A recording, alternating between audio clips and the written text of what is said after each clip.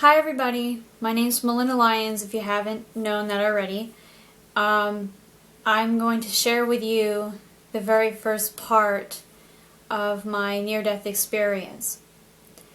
If you've already seen the other previous video about the whole truth, that was basically a jump forward to the most important message there that I felt was more important for everybody else.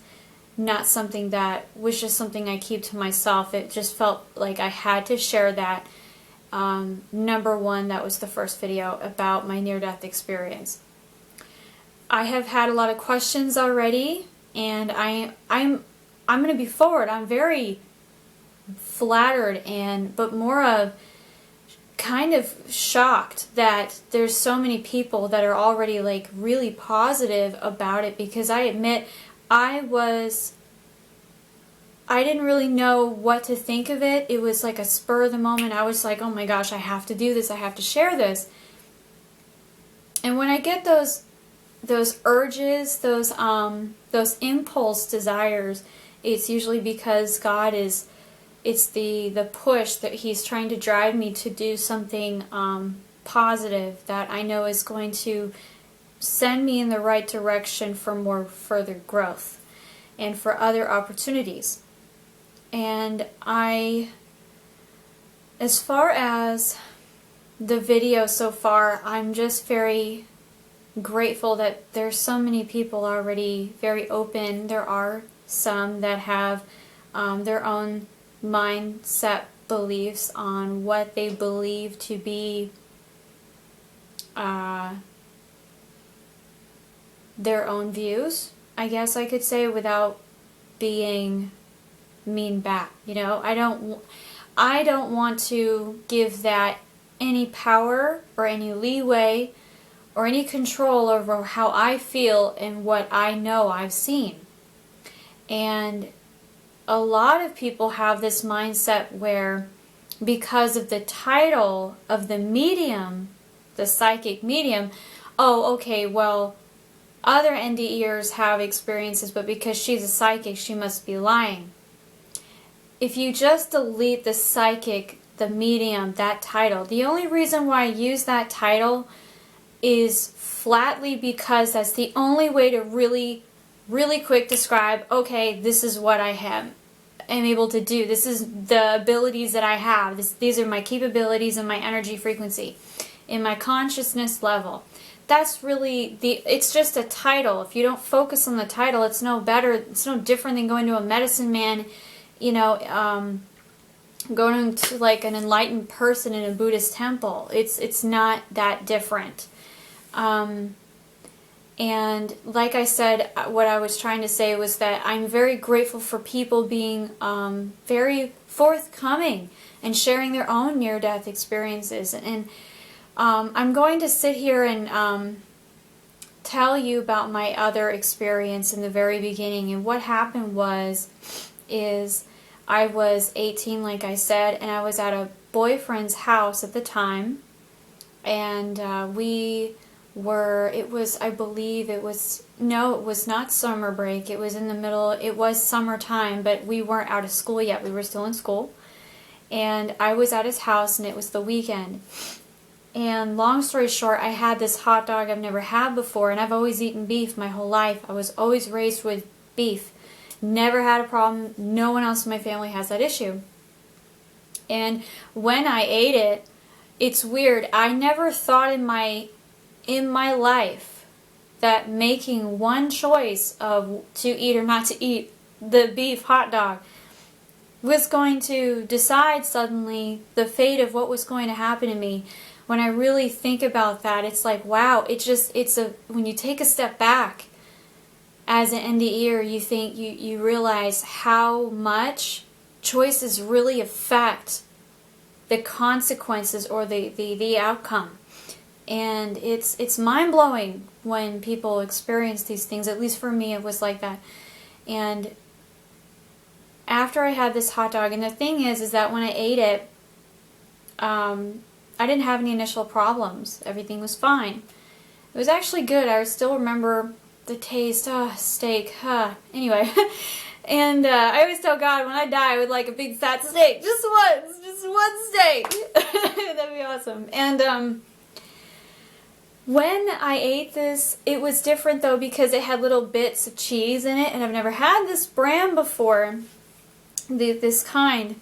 And when I had it, everything, like I said, was fine. I didn't have any problems. But then within about a few hours, not that long, within a few hours, I started breaking out in these $half hives. These things were huge, and they were all over my body, to the point where I was just scratching. And like I said, I was very naive.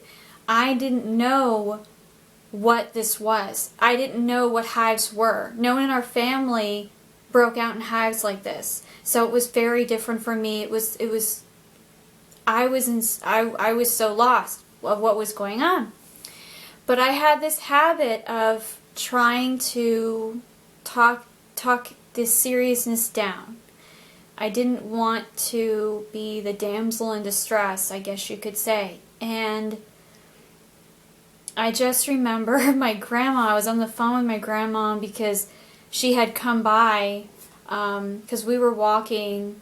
I can't remember what we were doing, but me and my boyfriend were walking at the time, and my grandma drove by because she just lived down the street, and she had stopped and seen us, and she stopped and she saw my face. She goes, "What's wrong with you? Are you alright?" Long story short, when she left, she told me, "Go ahead and wash your body off with soap and water, try that. Are you sure you're not having an allergic reaction?" I said, "I don't really know." She said, "Are you hot?" I said, "Yeah, I am really hot. It's getting hot." She says, "Take a shower, wash your body off, see if that helps. If it doesn't, call me back." I did an hour later, and it was getting worse, and my throat started bothering me. And I called her, and then she, long story short, because it was a very long few hours of this, and I want to add this in here because this was pretty profound.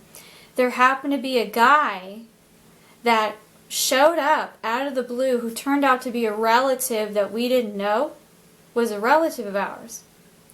And he was a doctor. I don't know what else to say except this. If it wasn't for this guy showing up at that time at my grandma's house, and for him to talk to me on the phone after she left, to tell me to call the ambulance, I don't think I'd be here today. I still really feel like he was my angel in a lot of ways, because if it wasn't for him, I would have died right in that house. I know I would have.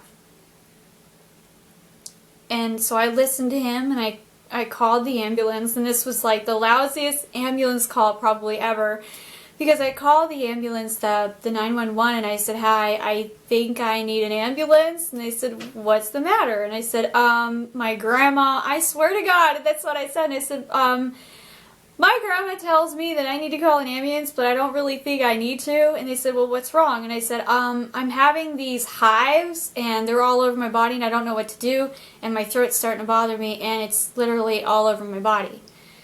So they showed up. And when they showed up, they opened the door, and they showed up really fast because they were literally down my house. So they were like there. And when they showed up and they opened the door, my boyfriend let them in. I was sitting on the couch in the living room, and I was nervous. I'm having nerves right now. I admit I'm a little PTSD talking about it, because I remember it very vividly now. A lot of the memories of this experience I remember. The NDE itself was what I blacked out of. And when the EMTs showed up, they had this "oh shit" face. Sorry, I gotta say it, but they literally paused and they went, "Whoa." And they were just in shock. And I knew right then and there, okay, that's serious. So when they came in, there was like 5, 6 guys. And they were all helping me. You know, one's in front of me, he's pumping me with Benadryl and everything, and they were asking me questions, trying to keep me cool and calm. And then sure enough, I said, "I don't understand what's going on." They said, "Melinda, what you're having is an allergic reaction. What did you eat today? Did you eat something you haven't eaten before?" I said, "Yeah, I had this hot dog I've never had before, and it was beef, but I have no problem with beef." They said, "Well, we'll figure that out later. Right now, we know your body is rejecting it, whatever it is." And as I was talking with them, I started hyperventilating, and I went, I'm having a hard time breathing. I'm having a hard time even sharing this because it was very scary, and I don't like going back to it, but I know that this will help you to understand what happened in the moments to my near-death experience. And what happened was, in this next moment, was the EMT in front of me, he said, well, you could be feeling like you're having a heart attack. And I said, yeah. He says, panic attacks can feel like a heart attack. So he gave me this brown paper bag and said for me to blow into the bag. And my boyfriend can recount for all of this. He's not my boyfriend anymore, many years ago.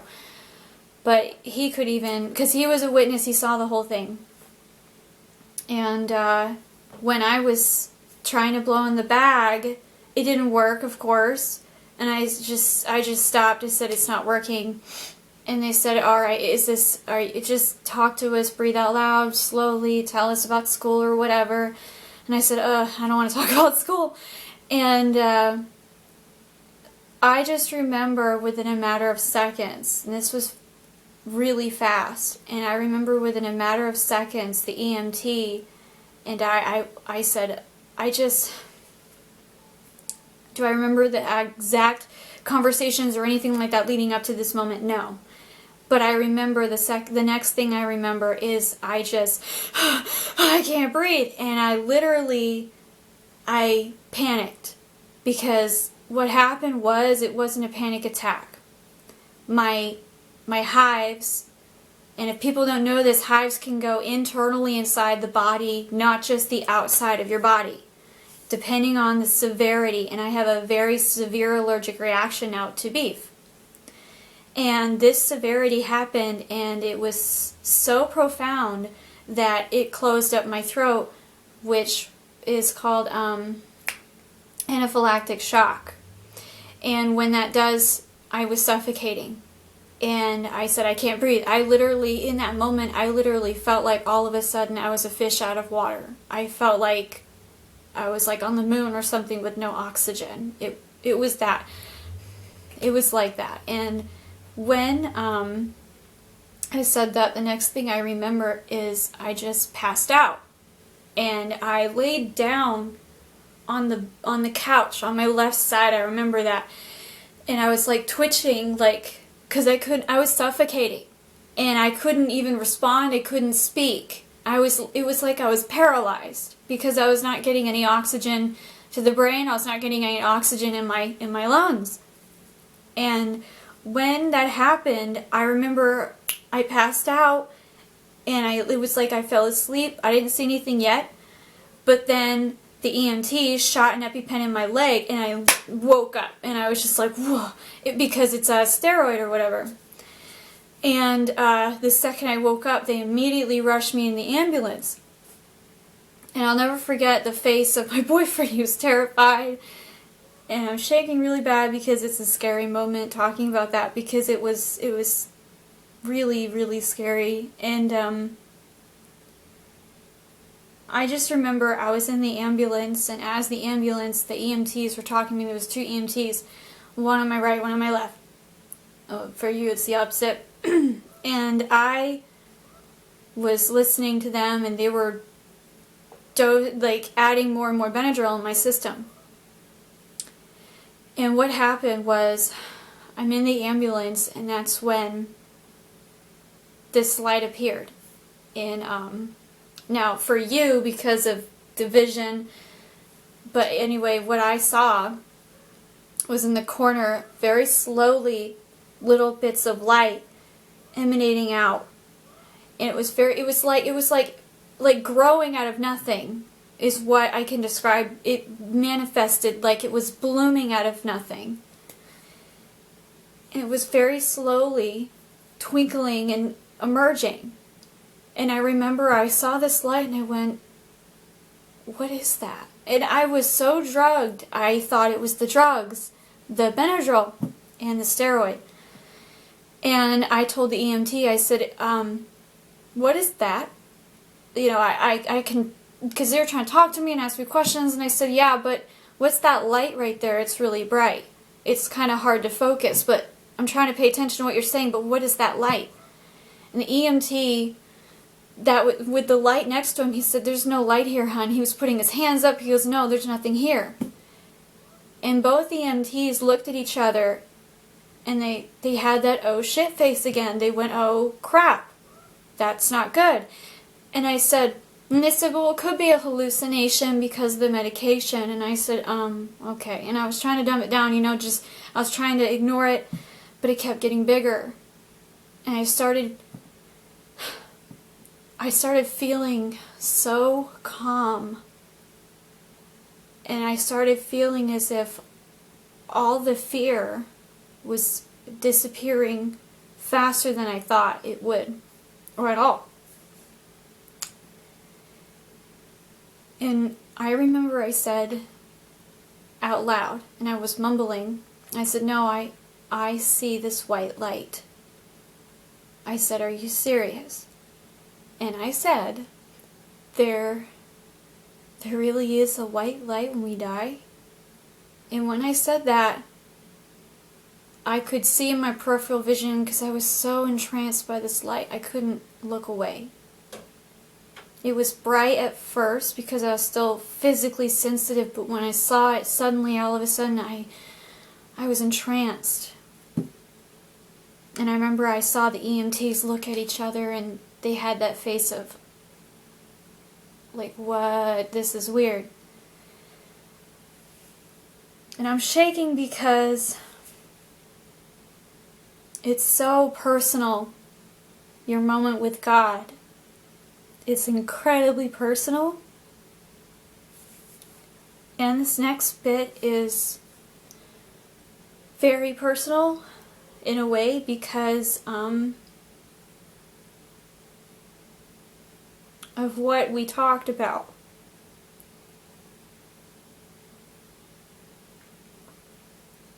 When I was in this light and I saw it, it just slowly just disappeared everything, and all I could see was this light. And it got so big that I couldn't focus on anything else around me. Do I really remember, if anyone was even there, if I was still there? I believe I was still in my body at that time, but consciously on a different level from the physical, which is very similar for people in comas and they wake up and they have an NDE as well. It's very similar. And so I remember all these different colored lights just blossoming and birthing out of this massive source of energy. And there were sounds, and it was like a hymn in a way. And I could hear a voice, and he said, and I say he, out of habit, because so many people refer to God as a him. But God is both male and female energy frequency, and people ask, what voice did you hear when you heard God? And what I have discovered is that God's voice can be many kinds. And what it is what voice you imagine God to sound like. What voice that would be pleasant for you to hear would be His voice. I'm feeling Him now.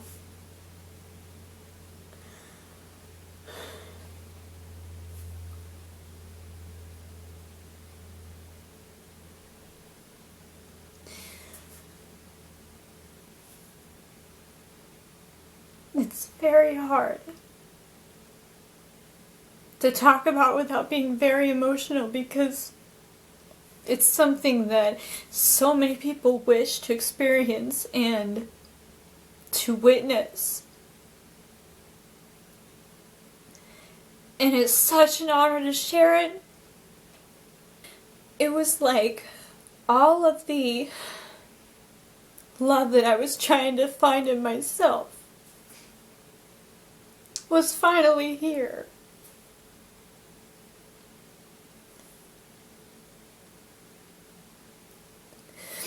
I was was trying so hard for so many years when I was a little girl. I pray to God every day. Tried to go to church, but I never felt God in church. I just haven't. There's nothing wrong with church, but I never felt Him presently in that way. And I learned it's because God is not in a physical place. God is here. You can't find God. You find God in here. And when I was listening to this voice, he said, "Hello, Melinda." And I said, "Who are you?" And he said, "I'm the one you call Father."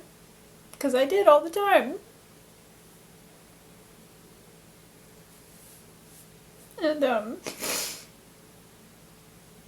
And I said, "Are you really God?" And he said, "That's what many call me, but I have many names." And I said, "Why are you here?" Because what people don't know about me, and I'm not ashamed of it, when I was 8 years old, I was raped and molested by people by a person I thought I could trust. I don't identify myself as that anymore, as that little girl. But what happens when that happens to a person is their sense of inner being, their innocence, their inner child is stolen in a way. And it makes it very difficult emotionally to get back to that place that you thought was robbed. And I grew up very fast, not trusting anybody. And I had other people in my past that took advantage of me as well in other areas. And so it was very difficult to feel like, because it was very difficult to feel as if God loved me, because I thought that what happened to me was my fault.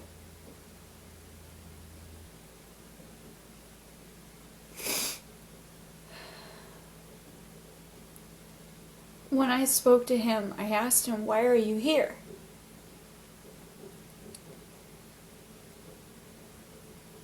And he said,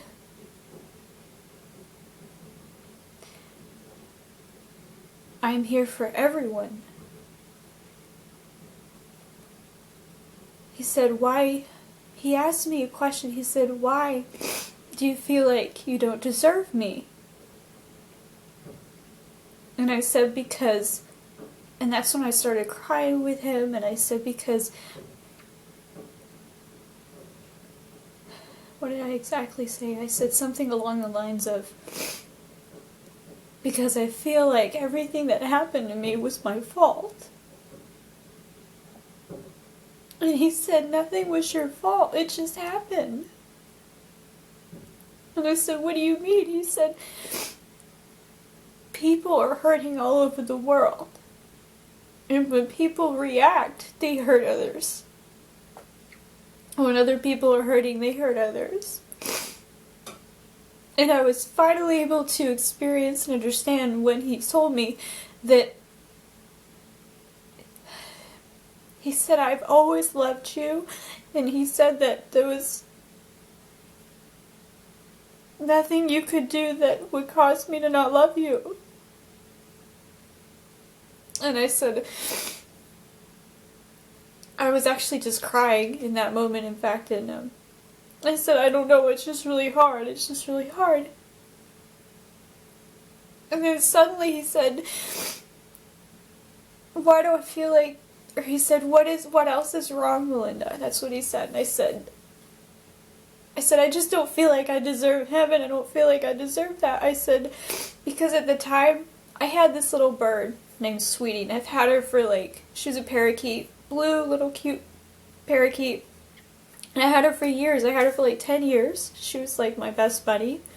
But she was a little shit because she kept biting me all the time. And we got her from like this big warehouse place that had collected wild birds or something, which was really weird. And I didn't know, but she was wild somehow, I guess, and because they bred them. And she had died a few months prior, before my near-death experience. And I always felt so much guilt because I thought maybe I didn't love her enough, because when she died in my hands, it was one of the hardest things for me in that time, in that moment. And I thought it was because I didn't do enough for her, or because maybe I didn't help her enough, and I wasn't very nice to her in some cases, and so I hated myself for that. And then he didn't say anything. And then out of the materialization of where I was, suddenly, from out of the light, was my bird, Sweetie, out of the blue. Like, she just flew out, and somehow I could see her with me, and she was there. She was so real. And I remember she wasn't like your average parakeet. She was different. She was more vibrant, more colorful. Her eyes had rainbows in them. It was the most beautiful thing I've ever seen on a bird. It was the coolest thing. And she spoke to me. She even said, she actually spoke to me, and I went, wait a minute, are you talking right now? And I said, oh my God, Sweetie, oh my God. And it was the craziest thing, because I remember it like it was yesterday. And I'll tell you the truth is that, like I said in my previous video, I blacked out a lot of stuff. And what people don't understand about that, and to answer why that happened for me, was because of my history of blacking out my molestation experience when I was 8. I blacked that out as well for many years. Not so much that I was molested. This is very personal stuff, but it's the only way it's going to answer the question. Is that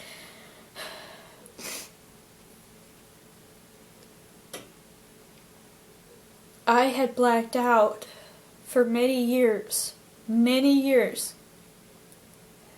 of the initial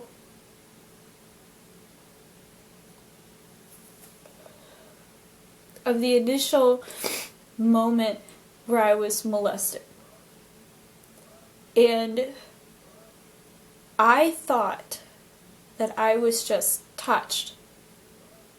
I didn't remember that I was actually raped. And when I was in the kitchen with my mom one day, and this was about 17 years, like when I was 17 years old, 17 or 18. And I was talking to my mom, and I mentioned the person's name who did it. And it was in conversation about something, and she dropped her fork, because we were in the kitchen, and she went, I can't believe you just said his name. I said, but his name doesn't bother me. I said, being fearing of a name is what fears, it gives them more power.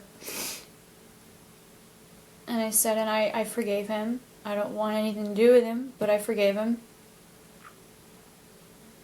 And I can't remember exactly how the conversation went, but I remember I said something along the lines, I said, it's not like I was raped or anything, I was just molested. But I didn't understand. Again, I was very naive. And my mom, she went, no, honey. No, you were actually raped. And I went, what? And we had gone to doctors. We got doctors to verify when we went and got checked for me. And after the initial molestation, and it verified, it confirmed the rape. And when I was in the kitchen, I remember all of a sudden, I don't know how to describe it, but all of a sudden I started tearing, and I went, why didn't I not remember? And it was weird. It was like the second she said that, the flash of all the memory came back in my mind. And the problem that people have a hard time understanding, and I totally understand it, I get the idea of thinking that this is a lie, but it's not. And if you think so, then go watch something else, because I'm not here to make you believe in what I'm experiencing. The fact is, this is my experience. That's what I've gone through. And the fact of the matter is, this isn't about really believing in me. It's about just having some hope or an idea to share. Let you be the judge of what you want to think. Fine. But I know me, and I know what happened, and I know why I blacked this out, because it was another traumatic experience that I had repressed. And when you repress something, even psychologists and doctors will tell you it's very common for people to black out traumatic experiences and suppress it and bury it to the point where they literally permanently forget for a temporary time. And I literally did. With both the molestation and then with my NDE. And when those triggers happened again, where I was working on this next book that I'm writing, and it actually was about sharing my NDE experience. And it's a small book that I'm making for handing out from my seminars, so people have an idea. In fact, it's already almost done. And but while I was writing it, I kept praying to God. I kept asking. I remember, but I don't remember. I know there's a lot more. And all I kept hearing in my heart and in my head was just write, and it will come back. And he was right. Because the second I started writing it, all of a sudden that memory of seeing my bird, Sweetie, come back. And talking and hearing her voice. She spoke to me like an angelic... Oh my God. Her voice was so sweet. So beautiful. And I remember talking with her, and I told her, how are you talking right now? And she said, that's what's so great about heaven. And she didn't just talk out loud at first, because then she would stop talking, and then she would talk in my head telepathically. And I would, wait, I can hear you. She said, that's how we communicate in heaven. And I remember hearing her, and she said, so sweet, she said, Melinda, why are you being so hard on yourself? And I said, because of the things that I did, I don't know. And she said, and when you hear from a bird, it's like seeing something from frickin' Narnia. It was the most amazing thing. And it was so sweet, because it was like, she was so wise. And she said, Melinda, everyone deserves this. Even you. She said, why can't you accept that? And I said, because of all the things that I've gone through. She says, Melinda, those are things that happened to you, but that doesn't make it you. I said, but why do I still feel like this? And I said, well, what about all the terrible things that I did with you? You know, that and what I did was like, oh, I'd be angry because she bite me, and I'd throw her on the floor. Not maliciously, like I'd drop her because my hand. And I'd be so upset. I was still so young. I was so young. And I was going through a lot of emotional problems. I've grown up a lot now, but before it was very dysfunctional in my mind. And she said, Melinda, there's nothing to forgive because you didn't do anything wrong. It wasn't your fault. And hearing that from like this adorable little bird so sweet. So amazing. And I remember she said, I'll always love you. I've never thought anything bad of you ever. And she said, I forgave you. Why can't you forgive yourself? And it was so sweet because then she said, which just broke me down when I remember this, and she said, Melinda, will you ever forgive me for biting you all those times? Because when she bit me, it was hard. Like, she left bruises and took a chunk out of my skin. It hurt really bad. When you hear a little bird ask you something like that, like, it's hard to not feel like I'm completely insane sometimes, because what I saw was like something out of this world. It was so incredible. And I remember they showed me, she says, you want to see where I live? And then all of a sudden there was like this garden manifested, like in the distance. I could see it like in a window of time or whatever, and I could see, and I saw all these trees and this beautiful house, like not the house but like her little like it was her home is what I mean. And I remember how she showed me all of these trees and this beautiful place, and it was so clean, it was spectacular. And I remember she said, that's where I live now. I'm okay. I'm not in pain anymore, and I'm so happy. I'm more happy than I ever could be. And she says, Melinda, please know I always love you, and I'll always be there. And what people don't understand about the process of when we die and when we go to heaven, and what I meant by how we're all part of God. And you won't really understand this unless you really have had some kind of deep enlightenment, or that you have had this experience yourself in some way, in some shape or form, is that when we go to the other side, we're not separate anymore. We are all joined together in one, and so we all speak the same language, which is love, which is an energy frequency that is the same as the rest. There's no higher or lower. It's not about status. It's not about judgment. It's not about right or wrong. It's about understanding everybody and meeting them on their level of understanding and helping them grow. And that's one of the other reasons why a lot of NDEers have so many different experiences, because it's based on their conscious decision. They're on how they feel inside of themselves. And I still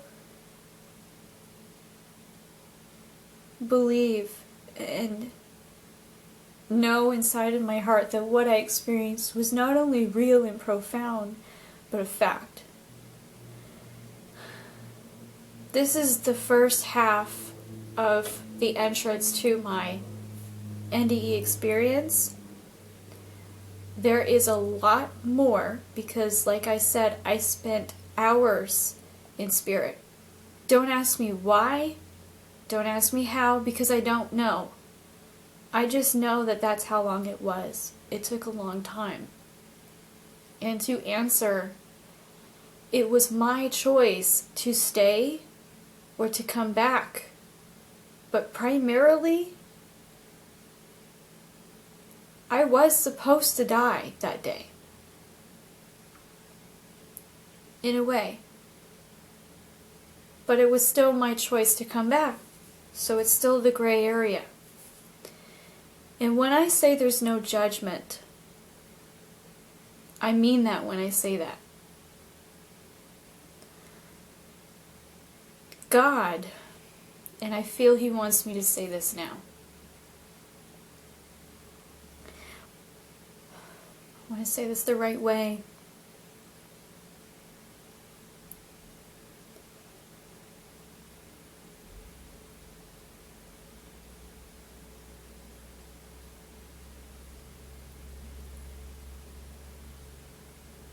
God leads by example. And it is His job, His own responsibility, and I say this with respect to Him, of course, but because of out of understanding how it works in a way with Him. God would never do what He asks us not to do. They would make Him a hypocrite. You know that saying of, do as I say, not as I do? That's why I didn't understand the Bible. Why are we told not to kill people when in the Bible He kills people? Why are we told not to have war when in the Bible God starts wars? And I thought about that and I went, that doesn't make any sense. And I'm telling you this from a person who was a teenager. I was even a child. And I was forced very early, even during and after my NDE.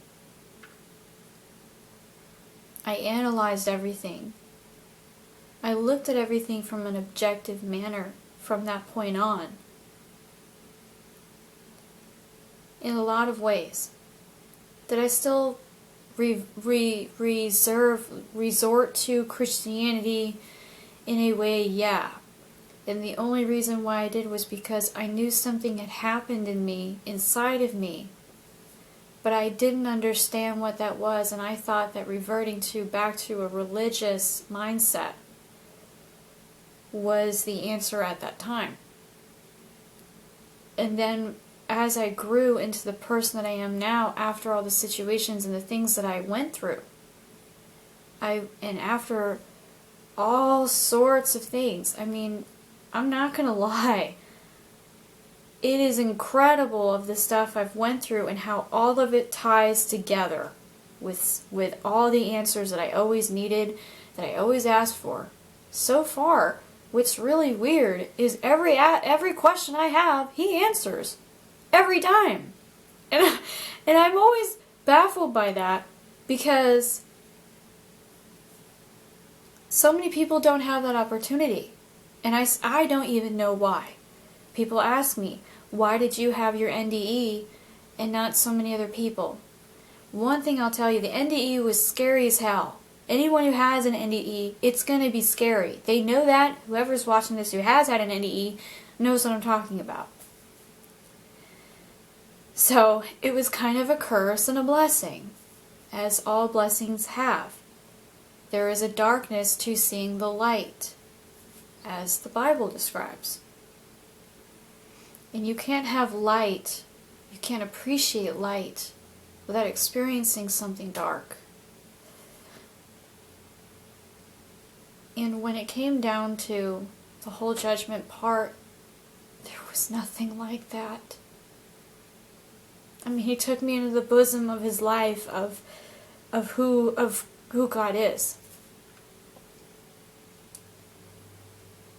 And I just remember feeling like there was nothing required of me. There was nothing that I had to do to be accepted in this kind of love. And one friend of mine, my twin flame, and I'll end with this. And when I say twin flame, I mean, honestly, sometimes I'm still wondering if he is, but he's been around since he passed away, 24/7. And I'll share videos about that eventually. But I'll never forget a few weeks before he died. He asked me, he helped me to have my abilities, helped me to spark, like awaken them in a way. And he asked me, he said, what is your take on death. I said, what do you mean? He said, do we have to like necessarily do we have to be saved? Do we have to go to Jesus to go to heaven? Like, is there something we have to do? Like, do you feel that or whatever? What do you think? He's very casual about it. This was over the phone. And I said, because I could feel an angel giving me this answer in that time. And I said, as long as you have the tiniest bit of love in your heart, you will be accepted in heaven. And he said, what? Really? Is that what you feel? Or? And I said, well, I don't know, but, which is really weird because I used to be raised Christian, and this is what I said before I remembered my NDE completely. And I said, but I feel like you don't have to work into heaven. All you have to do is have that love inside of you, and you'll go.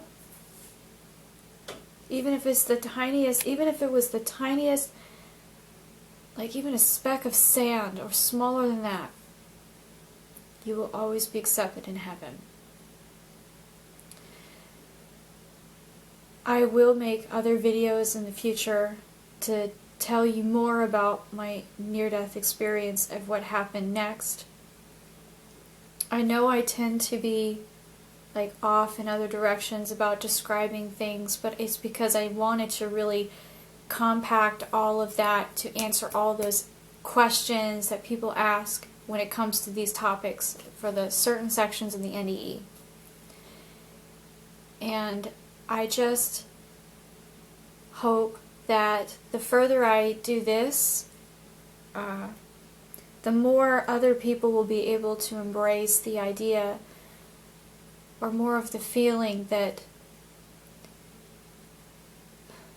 God accepts everybody exactly the way they are that are in Him. And when I say that, I mean the love energy. And He doesn't judge anyone. He didn't judge me. He doesn't judge other NDEers. You will see in other NDE movies, videos, stories, they all shared something very similar. Now to add one last thing though. People have asked me, then why is it there's other NDEers that do feel like or have gone to hell? And to answer that, what I hear with Spirit, and when I say Spirit, I mean God, the Holy Spirit, or whatever you want to call it, and what I have experienced is that it is a conscious belief inside of themselves that feel that. Did I feel, for me, did I believe I deserved hell? No. I honestly just felt like I did deserve heaven, but at the same time, I didn't feel like I was worthy of heaven, if that makes sense. I felt like I wanted to go to heaven. That's where I wanted to go. But I didn't feel like I was still worthy or deserving. And people that feel like they are, it's very difficult to really say because, I mean, it's just, I'm only able to really give you the answers of what I really feel and think inside. And when I say that, it's not based on a belief or an idea or a religion or whatever. This is based off of my over 12 years of experience with Spirit and connecting with people's loved ones and connecting with God, seeing God. I mean, I still see God once in a while. And it'll be in dreams. I'll hear His voice. I still see loved ones that have died, and they still come to me every night, especially my twin flame. And as far as the only thing I can really tell you, because again, I don't have all the answers, but the fact of what I know so far is that hell is a place of personal belief. And when someone really focuses that much on hell, based on their fear, based on what they feel they deserve without a doubt. Because I felt like I deserved heaven in a way. I wanted to go. But people that go to hell or experience a hell, or demons, demonology, whatever, and they experience that during their NDE, I don't doubt that they experience that. I'm not discrediting that at all. I definitely believe that. Do I understand why? No. That's not my job to know that. That's not my job. But what I do feel is that whatever happens with the people individually in their near-death experience is based off what helps them personally to escalate forward as the person they should be when they come back. So it's almost like a shaking awake. Is that probably what it is? I don't know. It's possible. It'd be really screwed up, but yeah, it's possible. And again, that's not my job to know that. I don't have all those answers like I tell people. People come to me all the time and ask me all these questions. And I'm so grateful, and I'll do the best I can to answer them to my ability. But just please understand that I'm not the only source, or when I say source, I mean guide or spiritual enlightened person. You can go to many other people and they'll give you many other wonderful, fruitful answers as well. And as far as that, I hope this kind of gives you an idea of what happened in the very beginning of my NDE, with a lot of other extra stuff on the side, to understand for sure like how it was for me. Everyone's storytelling is very different. This is just how I tell stories. I'm all over the place. And I decided to do this in my own personal way, like I'm talking to another friend to another. I'm telling you a story, and this is my story.